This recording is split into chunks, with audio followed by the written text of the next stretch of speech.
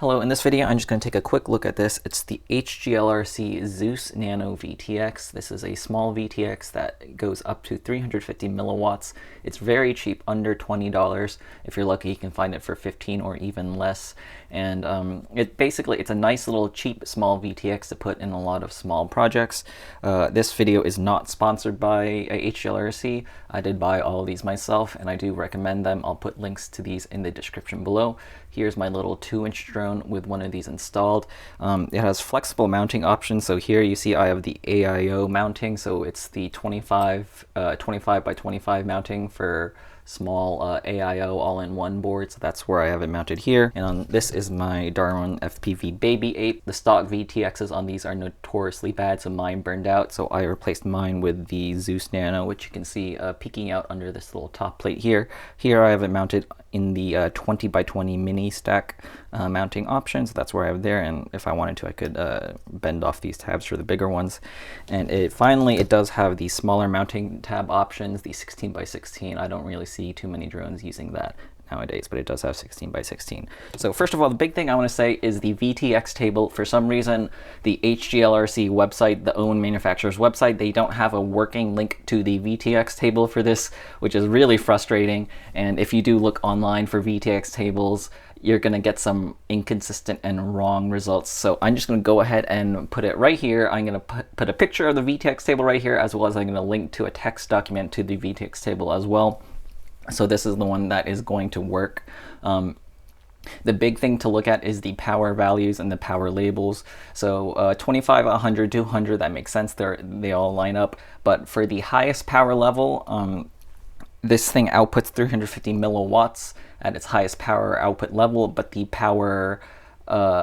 actual power value that you have to send to the VTX to get it to switch into that is actually 400, which is a little bit obscure and non-intuitive, but that's just how it's coded. So you need to make sure that the VTX table or the VTX commands you put in the command line include that in order to get to the max 350 milliwatt power level, you have to send the power value of 400. So what you do with this text file is you copy the entire thing, you go into the Betaflight CLI, you paste it in, you hit enter, it'll upload all that, you hit save, and you type save in the Betaflight CLI, you hit enter, and it'll save all those values, and then your VTX table should look exactly like this. So if your VTX table looks like that, then you're all good to go. That's the correct VTX table for this HGLRC Zeus Nano. So that's basically the main reason why I wanted to make this video, because it's really frustrating to find information on this little VTX because there's so much wrong information or lack of information, especially on the manufacturer's part. And just as a quick overview, here's a brand new one that I also purchased. So let's do a little unboxing. Let's see what we get in the box of the Zeus Nano. We got stickers, manual, which I believe this doesn't work. We have a little pigtail connector to a normal little SMA connector. We got, ooh, wait, we're missing some more stuff here. We get the wires, and then we get the little a dipole antenna, and here is the Zeus Nano itself. So we get the Zeus Nano as well as a little piece of heat shrink. So here's the Zeus Nano. We can take a closer look at it now that we have it bare. So there's a nice little metal shield over here to keep a lot of the RF interference out of this part. And this is also a nice place to put a heatsink on it, because these things get extremely hot. Even though it only goes up to 350 milliwatts, this thing gets scorching hot very fast. So it's a good idea to put a little heatsink on it, and this nice little metal heat spreader is the perfect place to put one on there. So I do recommend getting a tiny little heatsink and sticking one on there. In the back here you can see the button to change things if you're going to change things manually. There's a microphone on here, which is kind of cool. There's the antenna port. Here are the connectors. All right, so you have the 6 pads here. You have RX, which is your UART port. So your TX from your flight controller is going to go into the RX of this to control it via IRC Tramp. So that's what the RX pad is. You have VID. VID is the video signal. So the video coming from your flight controller to the VTX is going to go into there. Then you have 5-volt ground, 5-volt ground. That's just repeated in case you want to daisy chain a camera to it. But for most of us FPV pilots, we have a flight controller that the camera is going to plug into.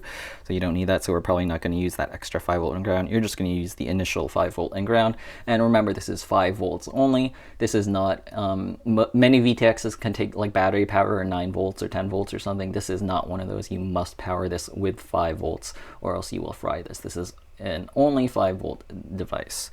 Then The next thing I want to point out is the LEDs.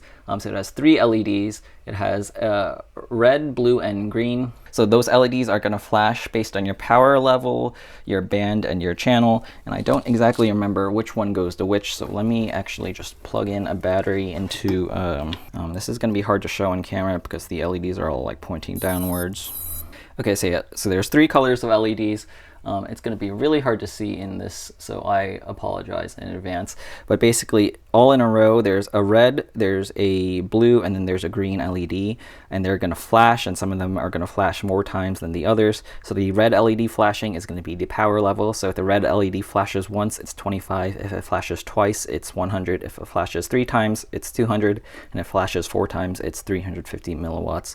The blue LED right next to the red LED, that's the band. So mine is only flashing once, so the blue flashes once and it cuts off for the rest. That means I'm on band A, band B, the blue LED would flash twice, and the green LED is your channel. So I'm on channel 6, so the green LED flashes 6 times because that represents channel 6. My VTX is set up for band AA channel 6 at 200 milliwatts, so that means my blue LED is going to flash once for our band A. The green LED is going to flash 6 times for channel 6, and the red LED is going to flash 3 times for 200 milliwatts. So that's what I have it set to right now, and that's what it's flashing. So that's how you can double check to verify to make sure your VTX is operating in the right way.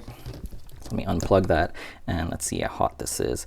Yeah, this thing is getting absurdly hot. I cannot put my finger on it, so I'm gonna be sticking a heatsink on this so it doesn't get too hot, hopefully. So yeah, there you go, just a quick little video. Hopefully, if you're confused about this, I do really like this VTX, it just doesn't have a lot of documentation for it.